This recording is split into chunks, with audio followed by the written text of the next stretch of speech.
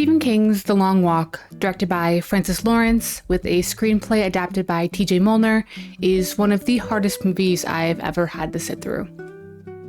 And I loved every second of it.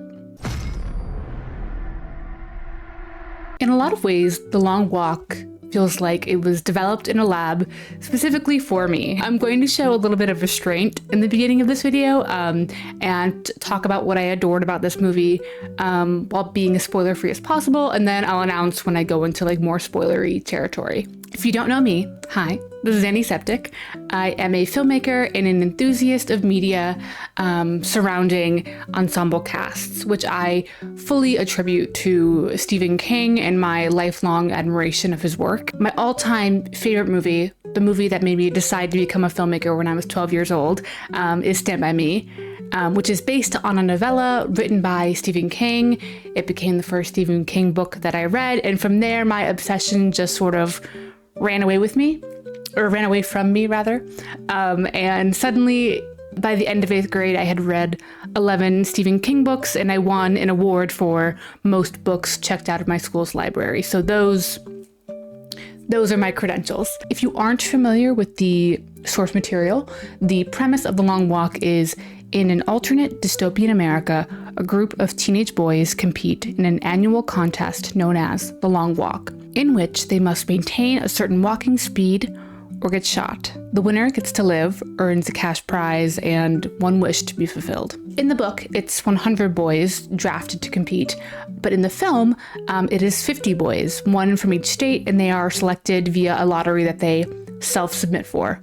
Already there, I think, is a very compelling distinction between the two. The contest of The Long Walk is government operated and televised nationally. Think The Hunger Games, but bleak and a very different sense of competition. This film is an absolutely gut-wrenching and gruesome sight to behold, but it is also an incredibly touching and weirdly inspiring story about identity, agency, friendship, as well as an excellent commentary on systemic oppression and class disparity.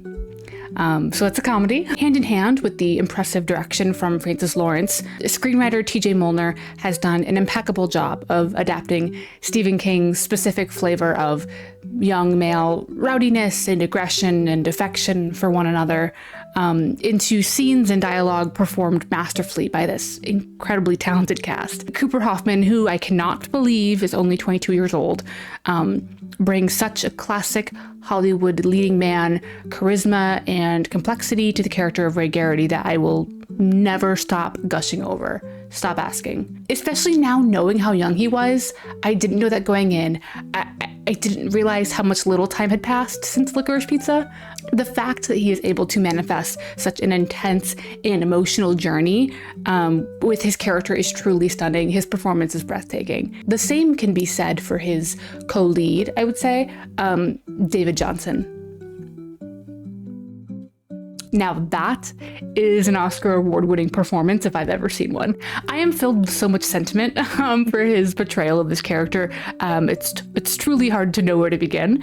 The balance he strikes between loyal best friend and this lonely man that the world has neglected, and the authenticity that he oozes, whether it's, he's giving a pep talk to Ray or one of the other boys, or he's, chopping it up and blowing steam about how weirdly horny he is during the contest. It's all really good stuff. He just fulfills this adolescent Stephen King archetype in a way that I've never really seen before. True, he's not necessarily of adolescent age in this film. I believe in the source material in the book, the age range is 13 to 18. I could be wrong. But I do know that it is a rule in the film version where you have to be at least 18 years old. So while he is not, of adolescent age, he is adolescent in spirit, in the root of the material. And I can say that for so much of the cast.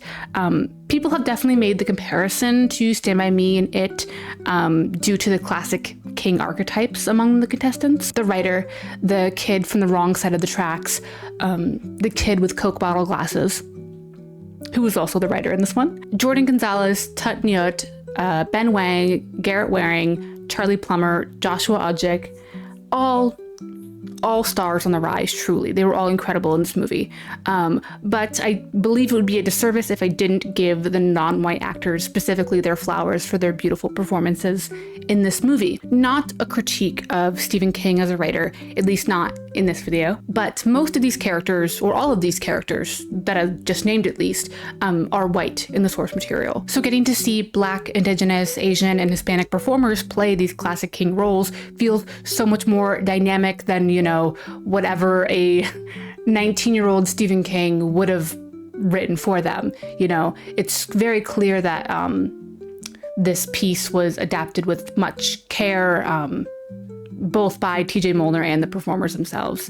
And especially with the parallels between this text and the Vietnam War, the representation just feels right, for lack of a better, more profound conclusion to this point. The one thing that I crave more than anything right now is for Lionsgate and Francis Lawrence to release a director's commentary version of this movie. I miss DVD special features. This was truly a feat of filmmaking, a film that required the cast and crew to walk the entire time or be on some form of wheels while filming. Everyone involved walked just as many miles as the boys in this movie, and I just think that's befuddling. Like, I can't even imagine what, day to day must have looked and felt like. I'll include some BTS footage so you can know what I mean. I would just love to ask him how the rehearsal and the blocking for this film was for him, how they decided the arrangements of the boys as they walked, in a way that's, character and plot motivated. So much of this film is just these guys walking in a straight line. Imagine that. But it somehow manages to still be visually compelling, and you understand the passage of time and the exhaustion that settles in. From here, I don't really have much more spoiler-free thoughts to share. If you haven't watched this movie yet, I suggest you do so if you feel up to it. It is very gruesome, it is very graphic. And then once you do, come back. Now, let's really dig in. Spoilers from here on out. I only read the book after seeing the movie, so I had no idea of who died or when or how or who won the contest, which resulted in the movie having an absolute field day with my nervous system. I'm surprised it didn't shut down, quite frankly. From the moment that Judy Greer as Mrs. Garrity is saying her farewells to Ray, observing the relationships and humor between the contestants begin to blossom, through Curly's death and that bold title card, my heart rate was a changin'. Watching this film was an assault on my tender little boy-loving heart. It's true. The two most effective scenes in this movie, in terms of scaring the living daylights out of me and causing me to sob uncontrollably, were the uphill sequence during the first night of the contest, and the sequence when Hank dies. But one of the many things that this film excels in is making you feel as invested and caught up in the contest as all of the boys. For the uphill sequence, I think that was one of the most immersive and disarming scenes I've watched in a long time. The scene is so hazy and miserable, and the boys are getting short with each other. Ray just got his warning. You know that they and the film have so much more to go, so you really feel like the initial exhaustion setting in. The sound mixing, the editing, the sharp shift in pace that the contestants have to make in order to maintain their 3 mile per hour speed completely blindsides you by design, and you feel just as caught off guard as them, and suddenly you have tunnel vision right alongside them, and all you can think is just, Musketeers, get to the top of that hill. It is a horrendous and wonderfully done sequence. The rain makes everything blurry, and all you can hear is the overlapping warnings for different contestants. You can't even make out who they're for or how many people have,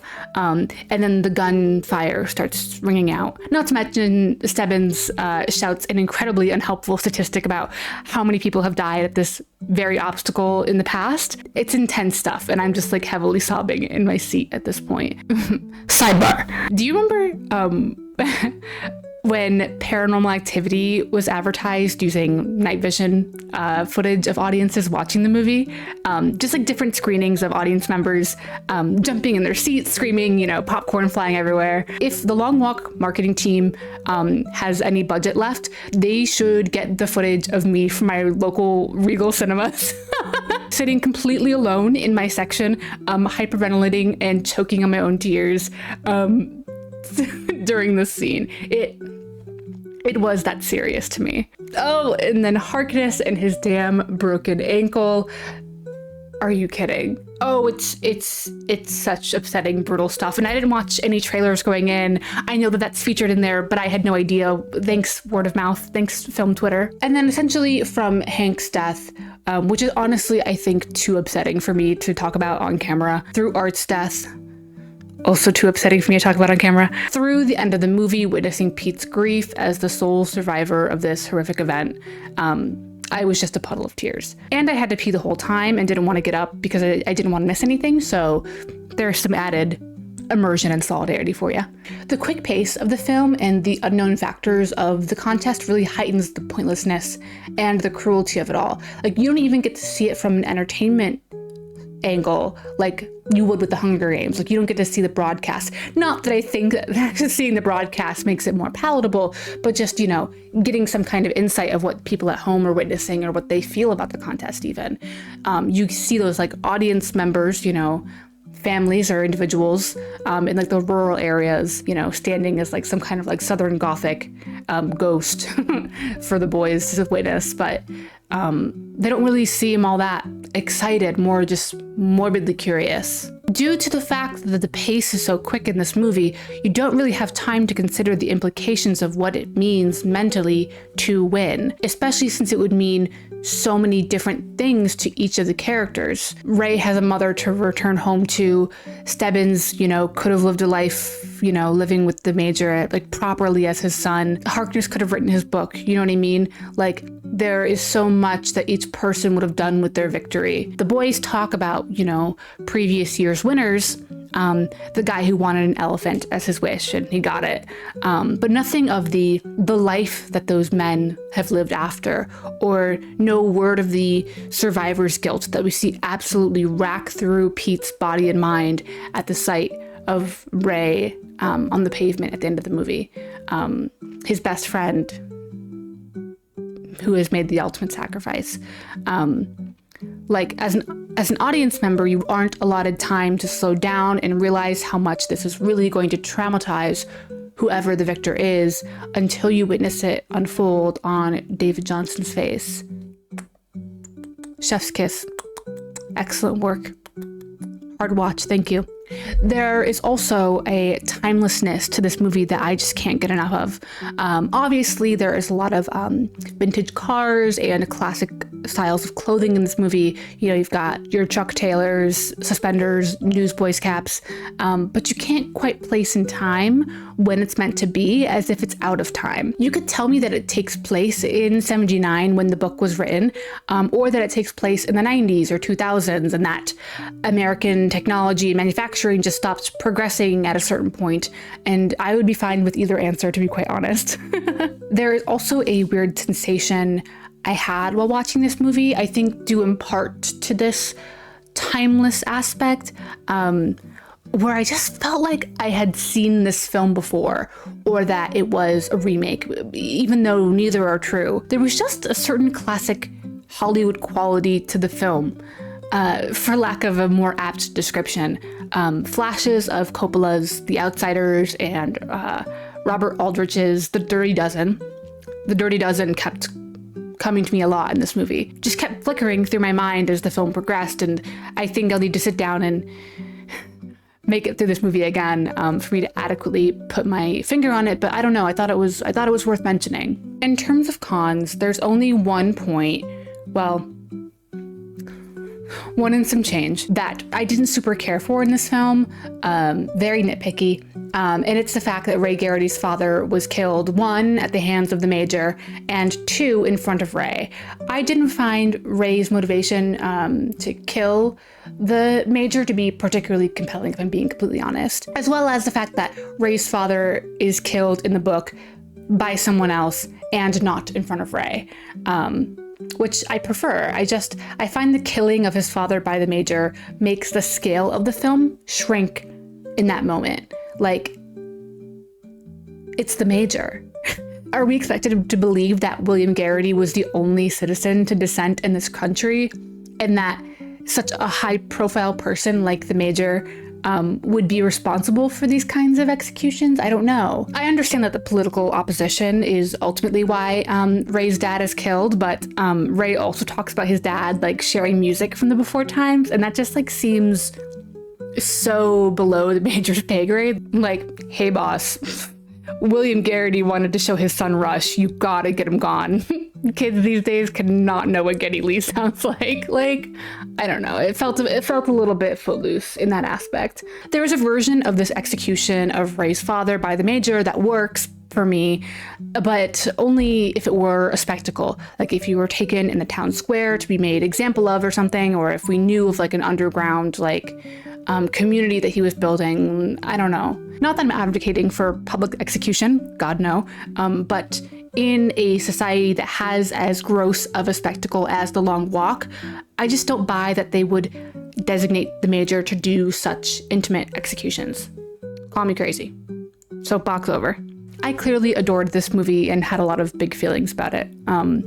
As someone who has felt kind of turned off and not interested in a lot of recent releases, to, on a whim, see a movie that resonates with me this powerfully was a very nice change of pace. And I think it had a lot of important things to say about class disparity and gun violence, and how cruel the world and other people can be to each other, and how important it is to look out for one another. That shit hit. I would love to hear your thoughts and critiques in the comments. Just remember to be kind to myself and others. I would love to hear what you have to say. Yeah. This has been Annie Septic, and thank you for watching.